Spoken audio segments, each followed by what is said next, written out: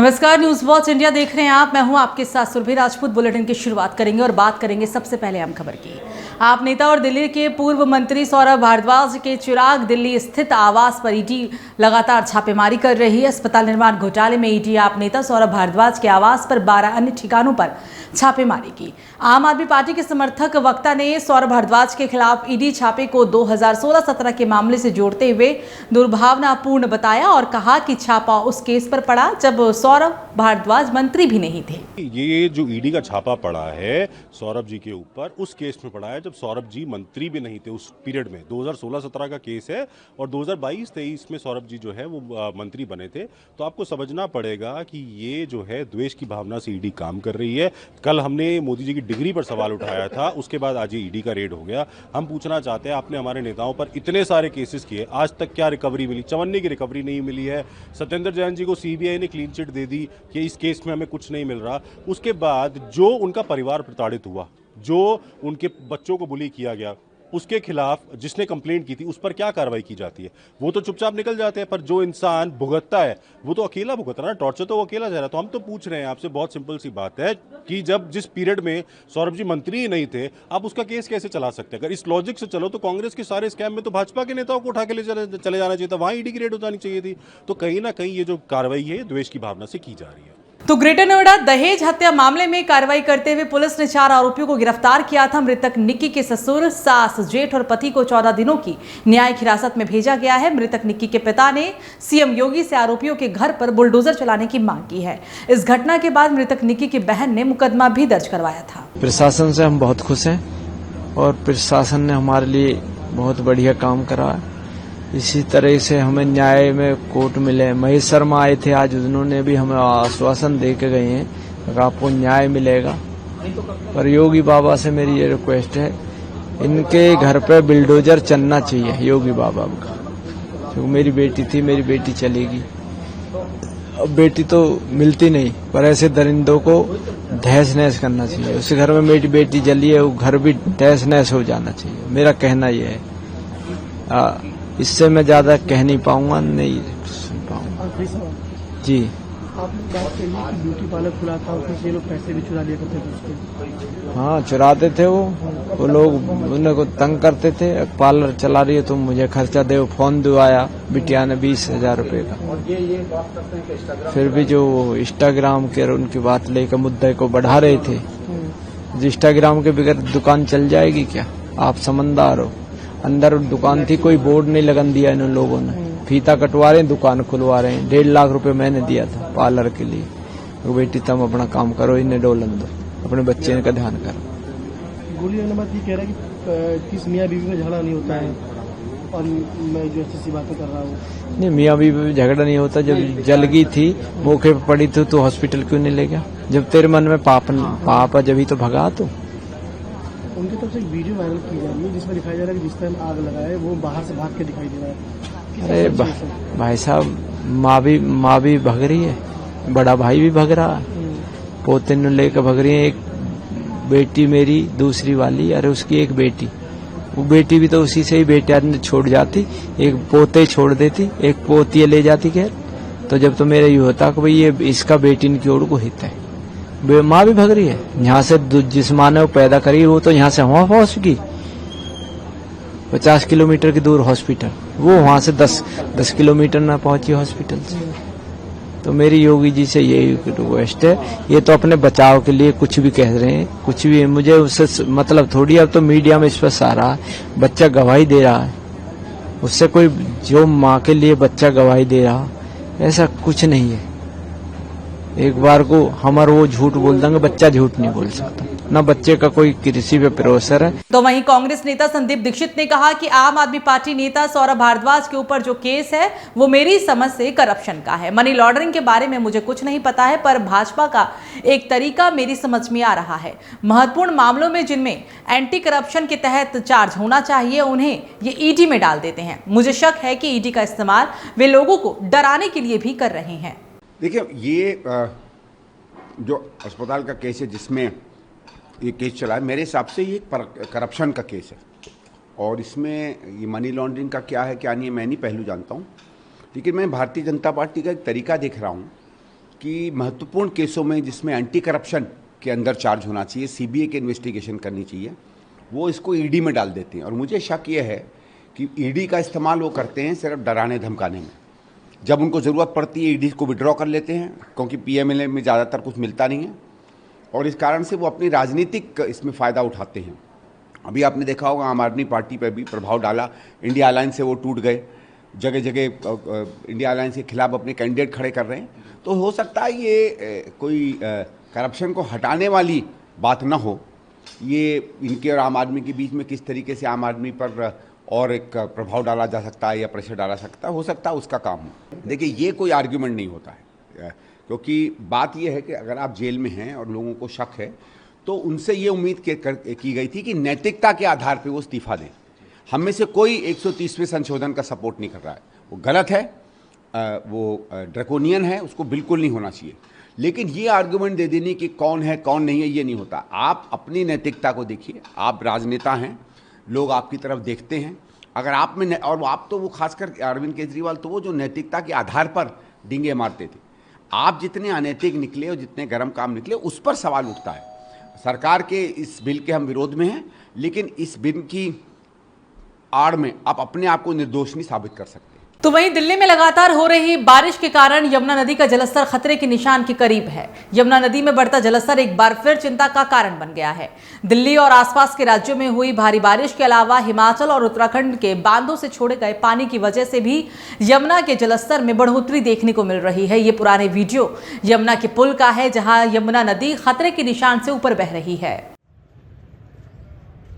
दिल्ली में लगातार हो रही भारी बारिश के कारण यमुना नदी का जलस्तर खतरे के निशान के करीब है।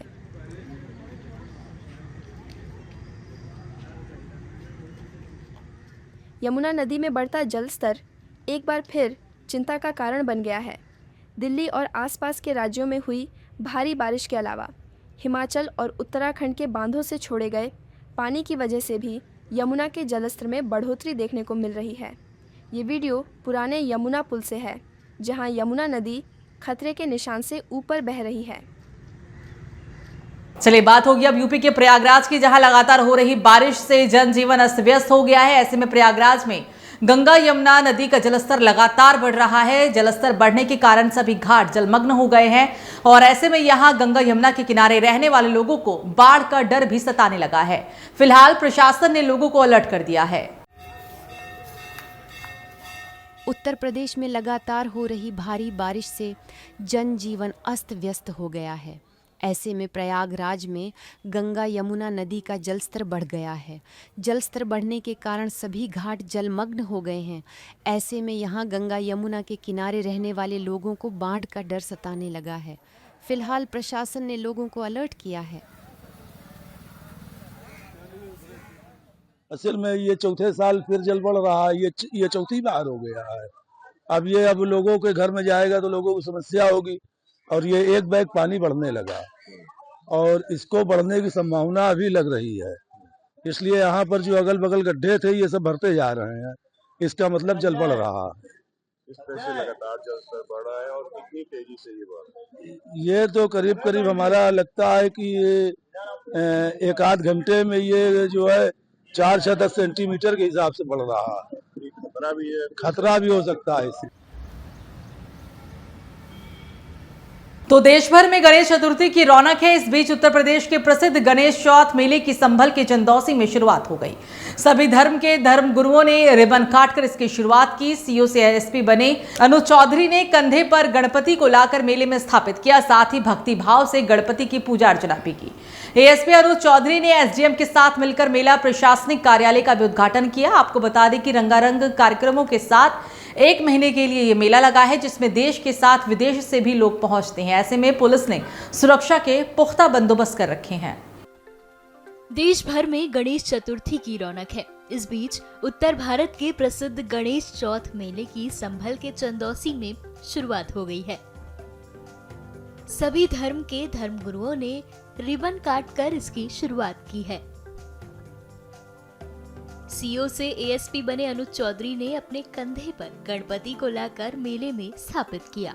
साथ ही भक्ति भाव से गणपति की पूजा अर्चना भी की। एएसपी अनुज चौधरी ने एसडीएम के साथ मिलकर मेला प्रशासनिक कार्यालय का भी उद्घाटन किया। ये एक पारंपरिक मेला है और पिछले 66 वर्षों से होता आ रहा है। तो यहाँ का जो प्रशासन है, प्रशासन, एसडीएम और सीओ इसका इसी तरह से उद्घाटन पूजा करके करते आए हैं। उसी कड़ी को आगे बढ़ाते हुए हमने भी इसके उद्घाटन में अपना सहयोग किया, प्रदीप किया है।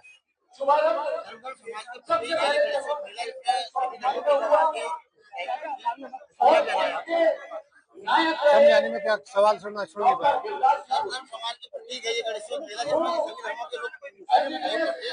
नहीं, मेले तो जितने भी हैं ये सभी, कोई भी किसी मेले में सम्मिलित हो सकता है। हिंदुस्तान है और यहाँ सभी एक दूसरे के त्योहारों में सम्मिलित होते हैं और ये चंदौसी में पहले से ही ऐसा रहा है क्योंकि प्राचीन कस्बा है। मिनी वृंदावन के नाम से चंदौसी को जाना जाता है और यहाँ गली गली में, मोहल्लों में अनेकों मंदिर हैं और यहाँ मतलब काफी यहाँ के लोग पूजा पाठी लोग हैं। बता दें कि रंगारंग कार्यक्रमों के साथ 1 महीने के लिए ये मेला लगा है, जिसमें देश के साथ विदेश से भी लोग पहुंचते हैं। ऐसे में पुलिस ने सुरक्षा के पुख्ता बंदोबस्त कर लिए हैं। आज ये चंदौसी में 65वां गणेश उत्सव मेला है जो कि प्रारंभ हुआ है। उसका प्रशासन की तरफ से मैं वहाँ का भागीदार बना और उद्घाटन किया। इसके लिए मैं पहला कमेटी का बहुत बहुत धन्यवाद ज्ञापित करता हूँ। साथ ही मैं सौभाग्यशाली भी समझता हूँ कि ऐसे भव्य विशाल मेला का मैं पार्ट बना और मैं अपनी इसमें योगदान भी किया। तो वाराणसी में गणेश चतुर्थी की तैयारियां जोरों पर है। यहां गणेश प्रतिमाओं की बिक्री तेज हो रही है। वाराणसी में इस बार गणेश मूर्ति की डिमांड बढ़ गई है। वाराणसी में मूर्ति के खपत को देखते हुए बंगाल से कारीगर कई महीनों पहले ही आ गए थे और विभिन्न प्रकार की मूर्तियों को बनाकर अब फाइनल स्टेज में तैयार कर दिया गया है। बंगाल के कारीगर वाराणसी में आकर न सिर्फ गणेश की मूर्ति बनाते हैं बल्कि विभिन्न त्योहारों पर बनाने वाले मूर्तियों को भी तैयार करते हैं। लेकिन खास बात यह है कि इस बार उत्सव की धूम काफी है और जिसकी वजह से गणेश मूर्तियों की बिक्री में इजाफा भी हुआ है। इसलिए कहा जा रहा है कि इस बार मूर्ति बनाने वालों पर भी गणपति की कृपा है। तस्वीरों में देखिए, यहां बप्पा की रंग बिरंगी मूर्ति देखने को मिल रही है। वाराणसी में गणेश चतुर्थी की तैयारियां जोरों पर हैं। यहां गणेश प्रतिमाओं की बिक्री तेजी से हो रही है। वाराणसी में इस बार गणेश मूर्ति की डिमांड बढ़ी है। वाराणसी में मूर्ति के खपत को देखते हुए बंगाल से कारीगर कई महीने पहले ही आ गए थे और विभिन्न प्रकार की मूर्तियों को बनाकर अब फाइनल स्टेज में तैयार कर दिए हैं। बंगाल के कारीगर वाराणसी में आकर न सिर्फ गणेश जी की मूर्ति बनाते हैं बल्कि विभिन्न त्योहारों पर बनने वाले मूर्तियों को भी तैयार करते हैं। लेकिन खास बात यह है कि इस बार गणेश उत्सव की धूम काफ़ी है, जिसकी वजह से गणेश मूर्तियों की बिक्री में इजाफा हुआ है। इसलिए कहा जा रहा है कि इस बार मूर्ति बनाने वालों पर भी गणपति की कृपा है। तस्वीरों में देखिए, यहाँ बप्पा की रंग बिरंगी मूर्ति देखने को मिल रही है।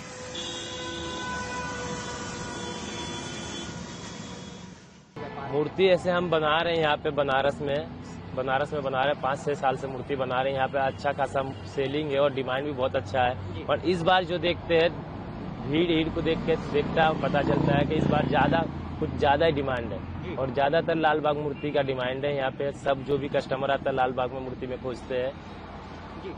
मूर्तियाँ बनाने में किस किस चीज़ों का प्रयोग होता है? और जैसे प्लास्टर ऑफ पेरिस लगता है, उसमें नारियल का छिलका, जैसे अचानक से अच्छा मूर्ति बनता है। हर प्रकार का मूर्ति, जैसे कोई भी साइज में मूर्ति मिल जाएगी आपको, छोटा से बड़ा को भी आपको जितना प्रकार में साइज में अलग अलग कलरों में मिल जाएगी। ये इको फ्रेंडली होता है, आराम से पानी में इसका कोई नुकसान नहीं? हाँ, घुल जाता है आराम से। Eco friendly? हाँ, इको फ्रेंडली। क्या लगता है इतने सालों से आप व्यापार में हैं, क्या देखते हैं बदलाव और मूर्तियों के बारे में गणपति त्योहार को लेकर? धीरे धीरे देखते हैं कि बनारस में भी अच्छा खासा भी गणेश जी पूजा चल रहा है और धीरे धीरे बढ़ रहा है यहाँ पे। जैसे अगले एक साल गुजरते जाते उतना मूर्ति का डिमांड ज्यादा हो रहा है यहाँ बनारस में। चलिए बात होगी अब हरियाणा की, जहां हरियाणा के सीएम नायब सिंह सैनी अन्य नेताओं के साथ नशा मुक्ति और पर्यावरण संरक्षण को बढ़ावा देने के लिए साइकिल से हरियाणा विधानसभा पहुंचे। इस दौरान उन्होंने नशे के खिलाफ अभियान को तेजी देते हुए युवाओं को भी जागरूक किया। हरियाणा के मुख्यमंत्री नायब सिंह सैनी अन्य नेताओं के साथ नशा मुक्ति और पर्यावरण संरक्षण को बढ़ावा देने के लिए साइकिल से हरियाणा विधानसभा पहुंचे। इस दौरान उन्होंने नशे के खिलाफ अभियान को तेजी देते हुए युवाओं को जागरूक किया। नहीं, देखिए, सरकार लगातार उदय हरियाणा के माध्यम से पूरे हरियाणा के युवाओं को, आम नागरिकों को नशे के खिलाफ जागरूक करने का निरंतर विभिन्न कार्यक्रमों के माध्यम से कार्य कर रही है। चाहे साइकिलोथॉन यात्रा हो, जिसमें लाखों की संख्या में हमारे युवाओं ने साइकिल यात्रा में भाग लिया, और चाहे हमारी मैराथन हो, जिसमें लाखों की संख्या में युवा इसमें भाग लेते हैं, और चाहे राहगिरी कार्यक्रम हो। विभिन्न इस प्रकार के कार्यक्रम कि आज हरियाणा के अंदर नशे के विरुद्ध एक जन आंदोलन खड़ा हुआ है, और हमारा युवा, हमारे नागरिक, बच्चों के माँ बाप इस मुहिम के अंदर जुड़ करके आज इसमें सहयोग कर रहे हैं। और मुझे लगातार इस बात को लेकर के कहते हुए, क्योंकि अभी पिछले दिनों हमने जो साइकिलोथॉन हिसार से शुरू किया था, उसका सिरसा में समापन हुआ था, घूम करके पूरे हरियाणा प्रदेश के अंदर गई थी। कल परसों में डबवाली के अंदर गया था।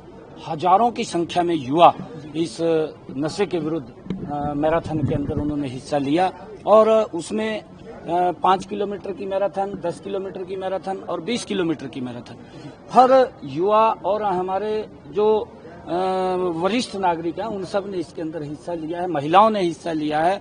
हमारे लिए बड़ी ये खुशी की बात है। और एक नशे के खिलाफ आम व्यक्ति एक जन आंदोलन के रूप में खड़ा हो गया। हमारी सरकार सख्ताई भी कर रही है। अगर कोई व्यक्ति इसके अंदर नशा फैलाने का काम करता है, जो ऐसे लोग हैं, उनकी जांच करके या कोई शिकायत आती है, उनके खिलाफ सख्त। एमएलए हॉस्टल से लेकर हरियाणा विधानसभा तक सभी साइकिल पर आए हैं, और ये एक सांकेतिक साइकिल यात्रा इस नाते से थी क्योंकि जब हम राष्ट्र निर्माण की बात करते हैं, देश की तरक्की की बात करते हैं, तो ये न केवल एक युवा से या किसी परिवार से जुड़ा हुआ विषय है, बल्कि समाज से जुड़कर ये राष्ट्र निर्माण की तक उस सीढ़ी तक पहुंचता है।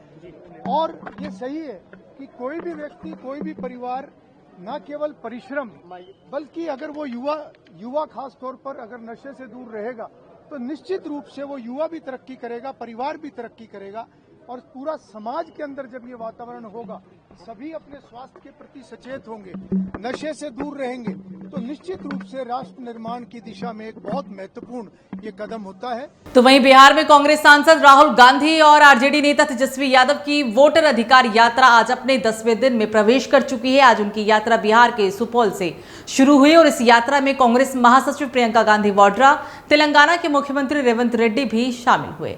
इस दौरान कार्यकर्ताओं और समर्थकों में जबरदस्त जोश और उत्साह देखने को मिला। कांग्रेस सांसद राहुल गांधी और आरजेडी नेता तेजस्वी यादव की वोटर अधिकार यात्रा आज अपने 10वें दिन में प्रवेश कर चुकी है। आज उनकी यात्रा बिहार के सुपौल से शुरू हुई। इस यात्रा में कांग्रेस महासचिव प्रियंका गांधी वाड्रा और तेलंगाना के मुख्यमंत्री रेवंत रेड्डी भी यात्रा में शामिल हुए। इस दौरान कार्यकर्ताओं और समर्थकों में जबरदस्त जोश और उत्साह देखने को मिला। तो कांग्रेस नेता उदित राज ने केंद्रीय मंत्री अर्जुन राम मेघवाल के बयान पर पलटवार करते हुए चुनाव आयोग को जिम्मेदार ठहराया। उन्होंने कहा कि इलेक्ट्रॉनिक वोटर वेरिफिकेशन सिस्टम की गैर मौजूदगी के कारण मैनुअल प्रक्रिया में वक्त लगता है। उदित राज ने यह भी दावा किया कि पहले भी फर्जी वोट और 18,000 आपत्तियां दर्ज की गई थी, जिन पर कोई भी कार्रवाई नहीं हुई थी। नहीं, उसके लिए तो इलेक्शन कमीशन जिम्मेदार है। अब इलेक्ट्रॉनिक वोटर सिस्टम है नहीं कि उससे वेरीफाई किया जाए, तो समय लगता है वेरिफिकेशन में। 6 महीना तो लगा महादेवपुरा का, और बीजेपी को इलेक्ट्रॉनिक मोड में डाटा दे देते हैं तो वो तो तुरंत टैली हो जाता है। ऐसे में मैनुअली करना पड़ता है, और ऐसी बात नहीं है। पहले भी ऑब्जेक्शन रेज किया गया, 18,000 ऑब्जेक्शन रेज किए गए थे समाजवादी पार्टी की तरफ से 2022 में। उसका क्या हुआ? तो बार बार किया जाता है। महाराष्ट्र के चुनाव के पहले भी रेज किया गया था, पुणे और जो बहुत जगहों पर हजारों की संख्या में जो फर्जी वोटर थे, ये ऑब्जेक्शन रेज किया गया था, कोई संज्ञान नहीं लिया गया। तो ये तो कहते हैं कि उल्टा चोर कोतवाल को डांटे, सारा बेईमानी, सारी लूट करते हैं और उसके बाद भी आरोप खुद विपक्ष के ऊपर लगा देते हैं, जैसे सरकार खुद चला रहे हैं और दोषी नेहरू जी को करते हैं, इंदिरा जी को कहते हैं। तो इनकी तो परंपरा ही है कि सारे अपराध करेंगे और जो अपराध खुद करेंगे दूसरे के ऊपर टाल देंगे। चलिए बात अब राजस्थान की राजनीति में इस समय हलचल चरम पर है। आगामी 1 सितंबर से शुरू होने जा रहे 16वें विधानसभा सत्र के चौथे चरण को लेकर तैयारियां जोरों पर है। राज्यपाल हरिभाऊ बागड़े ने सत्र की अधिसूचना जारी की। सत्र से पहले संभावित मंत्रिमंडल फेरबदल की चर्चाओं ने माहौल को और भी ज्यादा गर्मा दिया। इसी बीच सोमवार को अपनी चमत्कारी पर्ची से चर्चा में आए बागेश्वर सरकार पंडित धीरेन्द्र शास्त्री ने सीएम भजनलाल शर्मा से मुलाकात की है।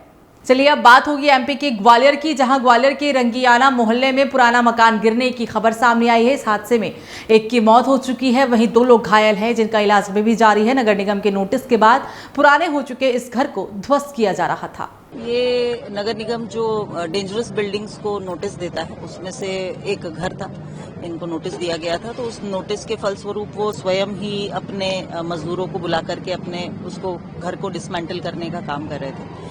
तो इसमें जो मजदूर, चूंकि ये 2 फ्लोर का घर था, तो इन्होंने जो 1 फ्लोर का काम पहले प्रारंभ किया, यानी टॉप फ्लोर का, उसको तोड़ के मलबा रखा हुआ था छत पर।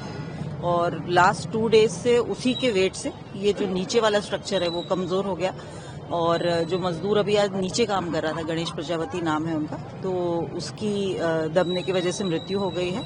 और इन्हीं के घर के जो 1, 2, 3 मेंबर्स हैं वो लोग वहाँ काम कर रहे थे, तो उसमें 2 लोग इंजर्ड हैं। वो लोग अभी हॉस्पिटल में हैं, उनका ट्रीटमेंट चल रहा है। और ये मतलब अनफॉर्चुनेट है बहुत ही। जी, काफी साल पुराना मकान था। जी पुराना होने की वजह से ही वो निगम की सूची में था जिनको डिसमेंटल करना होता है। वो थोड़ा सा सेफली नहीं करने की वजह से ये हुआ है। घायलों की बात करें तो घायलों की स्थिति है? घायल वर्तमान में ठीक है, उनका इन्वेस्टिगेशन हो रहा है। अभी मैंने जो बात करी डॉक्टर से, एक्सरे वगैरह उनका हो रहा है अभी। रेस्क्यू जारी है, क्या लगता है? जी वही एक बार डबली श्योर होने के लिए निगम की पूरी टीम यहाँ पर है, एसडीएम साहब यहाँ पर है, ये देखने के लिए कि उस मलबे के नीचे कोई अन्य व्यक्ति ना हो। अभी तक जो तात्कालिक रूप से पता लग रहा है कि होपफुली नहीं है, लेकिन एक बार हम श्योर हो जाएं उसके बाद ही इस जगह को क्लियर करेंगे। तो वहीं मुंबई में आकांक्षा पुरी को स्पॉट किया गया। इस दौरान वो अपना बर्थडे मनाने के लिए पहुंची थी। उन्होंने सिल्वर बॉडीकॉन ड्रेस में वो कहर ढाती हुई नजर आ रही थी। उनका ये पार्टी लुक सभी को बेहद पसंद आया, साथ ही वो इस लुक में बेहद स्टर्निंग भी लग रही थी। मुंबई में आकांक्षा पुरी को स्पॉट किया गया। इस दौरान वो अपना बर्थडे मनाने पहुंची थी। उन्होंने सिल्वर बॉडीकॉन ड्रेस में कहर ढा दिया। उनका ये पार्टी लुक सभी को बेहद पसंद आया, साथ ही वो इस लुक में बेहद स्टनिंग लग रही थी।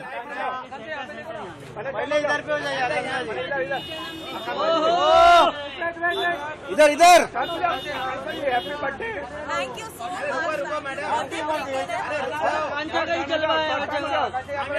आकांक्षा जी पहले इधर पे हो जाइए ना। आकांक्षा जी यहाँ पे, आकांक्षा मेरे पास देखिए, उधर बाद में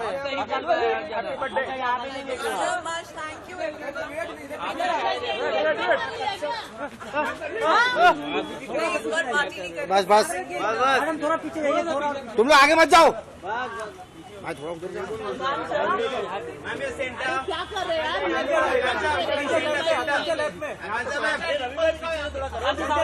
आकांक्षा आपके सामने।